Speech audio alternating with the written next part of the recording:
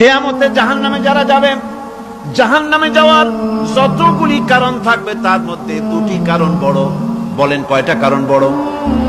আল্লাহ পাক বলতেছেন জাহান্নামীদেরকে প্রশ্ন করা হবে, ইয়াতাসাআলুনা আনিল মুজরিমিন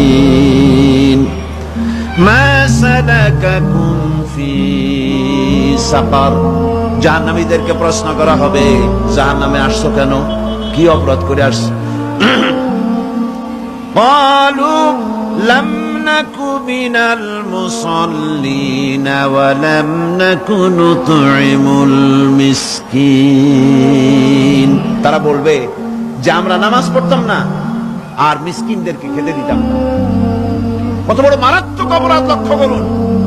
নামাজ না পড়া আর মিসকিনদের খেতে না দেওয়া জাহান্নামে যাওয়ার যত কারণ, তার মধ্যে শ্রেষ্ঠ দুটি কারণ হচ্ছে এই, যারা নামাজ পড়বে না, এতিম মিসকিনদেরকে খেতে দিবে না, এবং পরস্পরকে এতিম মিসকিনকে খেতে দেওয়ার ব্যাপারে উৎসাহিত করবে না, কিয়ামতে তারা জাহান্নামে যাবে। কোথায় যাবে?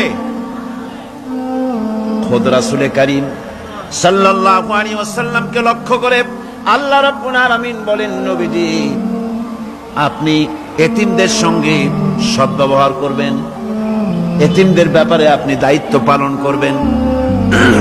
কারণ হলো আপনিও তো এক সময় এতিম ছিলেন, এতিমের ব্যাপারে দায়িত্ব পালন করবেন।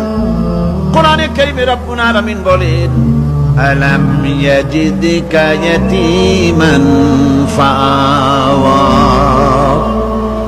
ও নবী, আমি কি আপনাকে এতিম অবস্থায় পাই নাই? আর তারপরে আমি কি আপনাকে আশ্রয় প্রদান করিনি? আপনাকে আমি এতিম অবস্থায় পেয়েছি, এরপরে আপনাকে আশ্রয় দিয়েছি।